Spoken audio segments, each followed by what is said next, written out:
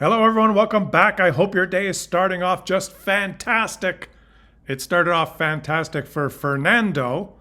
I think he lives somewhere in Toronto or Montreal. He had a wonderful time this morning clearing his driveway and his walk. Well done. Look at that job. Beautiful shoveling. He even did the sidewalk. Good job, Fernando. You are a true Canadian. I love to see the first snowfall. It always looks so beautiful and clean. It's white.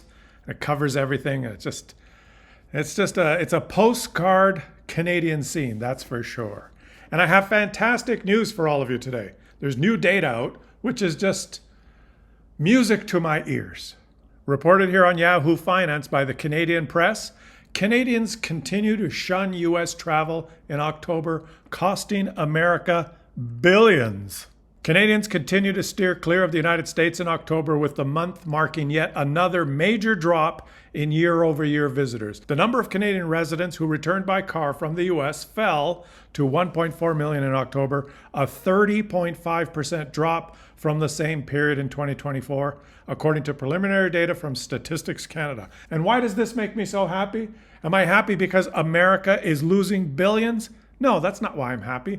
I'm happy because every dollar that we don't spend over there is potentially a dollar that we spend here. And so as America loses billions, Canada gains billions. This is fantastic news for our economy. You have to read these numbers and these reports and not just feel good that we're sticking it to the US. It's not really about sticking it to the US, although we are sticking it to the US. The real story here is that we are choosing ourselves. We are voting with our wallets, and we are choosing Canada. The decrease marked the 10th straight month of lower volumes, beginning the month after US President Donald Trump was elected. Now, many Canadian travelers are looking beyond the United States for getaways abroad. More than 964,000 Canadians flew back from overseas last month, a year-over-year increase of nearly 7%, said Statistics Canada. The ramp-up is such that Canadians gave a big boost to otherwise sagging profits for Air France-KLM in its latest quarter, with bookings from this country up 30% from a year earlier. So it looks like Canadians are visiting Europe and France. And for those of you who are watching from Europe or France in particular, we would welcome you with open arms if you choose to come and visit Canada. I know that for many Europeans that might be planning an overseas trip, the United States has probably dropped down your list a little bit, and Canada has moved up. So come and visit our country. We'd love to see you. The article goes on to quote some numbers here. With Canadians avoiding stateside trips, Americans are feeling the pain. The United States will see travel spending by foreign visitors drop by almost $6 billion this year.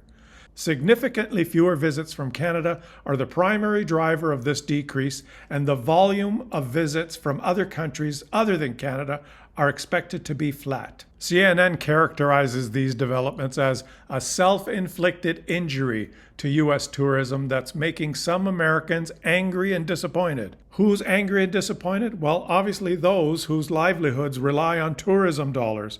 And when you quote a figure like 6 billion, or should I say negative 6 billion, it's not spread out over the whole U.S. and the whole U.S. economy.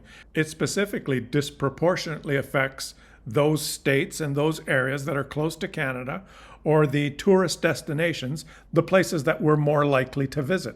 And recent reporting here from Travel Pulse Canada, new statistics underscore Las Vegas's prolonged tourism slump. The city that gives you the earliest warnings of what's to come, the city that's most affected by a decrease in tourism. Why? Because it's the epitome of tourism. The only reason people go to Las Vegas is to spend money, lots of money. A disproportionate share of that minus $6 billion has probably affected Las Vegas. Statistics for September were down across several categories in the city that's considered the bellwether for tourism in the United States. For instance, the hotel occupancy for September was just 78.7%, down 5.2% year over year. Additionally, RevPAR, or revenue per available room, was down 9%. Convention attendance, another important category for Las Vegas, declined significantly 18.7% in September, sitting at just 428,000 for the month. The city's tourism woes, however, began in the months after the U.S. presidential inauguration as international travelers began avoiding the country. Canadian travelers in particular, one of the city's most important source markets, are skipping trips to Las Vegas and the United States in general in response to President Donald Trump's alienating rhetoric and policies. Just reported in the National Post here, Canadian snowbirds turning their backs on the U.S. as a winter destination, according to polling that they've done. An increased number of Canadians are looking elsewhere for destinations over the next 6 months, this coming winter season. And that's very bad news for states like Florida. And this is not at all shocking news. This is great news because, as I said, any dollar that's not spent there is potentially spent here. And I realize that Canadians, in the winter, when this white stuff starts piling up and you get a little sick of shoveling the snow, some of us do need to go on a holiday somewhere warm. There's many other places that we can go rather than the United States. Every dollar that you spend there supports their economy, their country, that fuels and pays for the U.S. administration that's hostile to us, that's launched a trade war to us. I just can't fathom or get around the idea of supporting that country's economy when that economy is what's supporting the U.S. administration. We just have to draw a line in the sand, actually not a line in the sand, a line along the 49th parallel, and then through the Great Lakes and up through the St. Lawrence River. A line right there, and don't cross it. There's other options. And in fact, we should think about supporting some countries that aren't hostile to us, like our friends in Mexico. The frequent travel warnings about violence in various regions of Mexico issued by the U.S. State Department are having an effect. So the United States is warning people not to go to Mexico. It's too dangerous to go to Mexico. Come to the United States, where it's really safe. If anyone bothers you in the United States, a pack of people wearing camouflage gear and masks, carrying rifles, will run towards that person and throw them to the ground and tie their hands behind their back and whisk them away in an unmarked car so that you'll be safe. Much safer in the United States. There are many wonderful options in Mexico and the Caribbean for those of you who would seek some sun and sand as a break in the middle of the winter. I understand that. But look at this beautiful Canadian snow. There's nothing more beautiful or Canadian than a beautiful white carpet of fluffy snow. Sand? Ha! Keep your sand.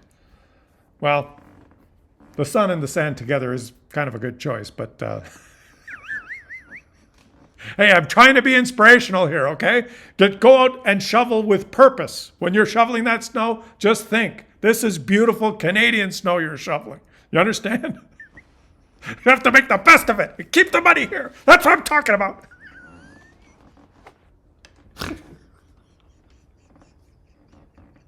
Hey, this is supposed to be a fun video, okay?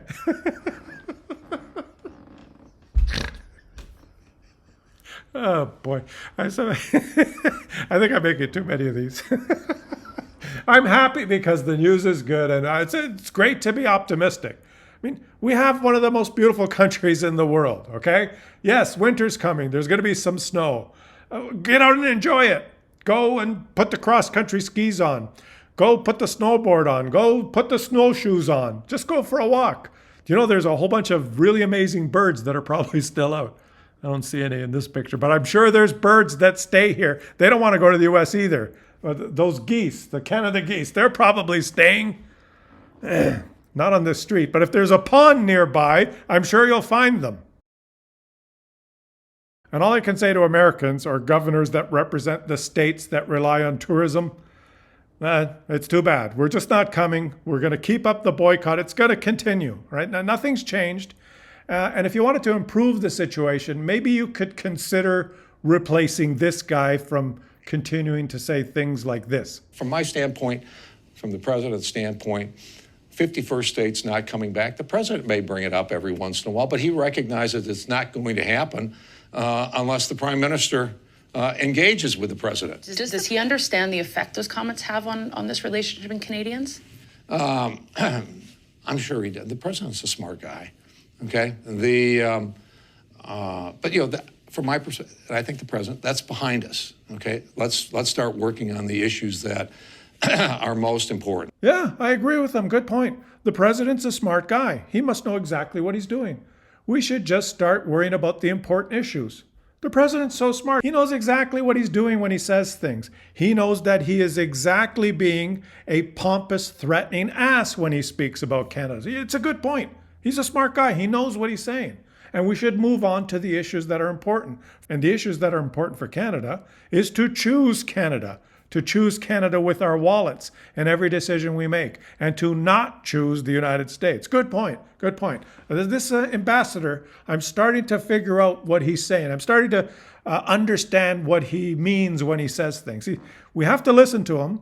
He's basically telling us the truth. He's telling us exactly what we need to hear. The president's a smart guy. He's doing exactly what he wants to do.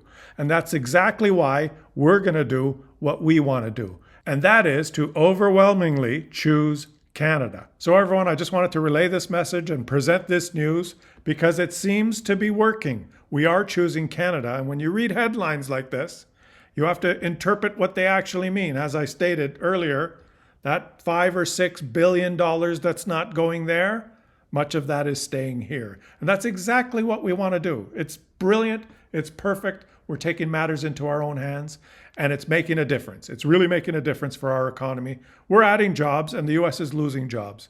More to come on that in future videos, but stay the course, everyone. Be strong, be happy, and be proud Canadians. And when that snow keeps falling, get out your shovels and do a fantastic job of shoveling, just like Fernando. I love your pics, and I'll keep featuring them as long as you keep posting them in the I Choose Canada group, which incidentally has over 10,000 members now. I'm going to post the link for the I Choose Canada group in the video description here. Subscribe to the channel if you're enjoying the content. And if you want to support my work on a monthly basis, consider becoming a channel member by clicking the join button below. Have a fantastic rest of your day, all my fellow Canadians and viewers from abroad.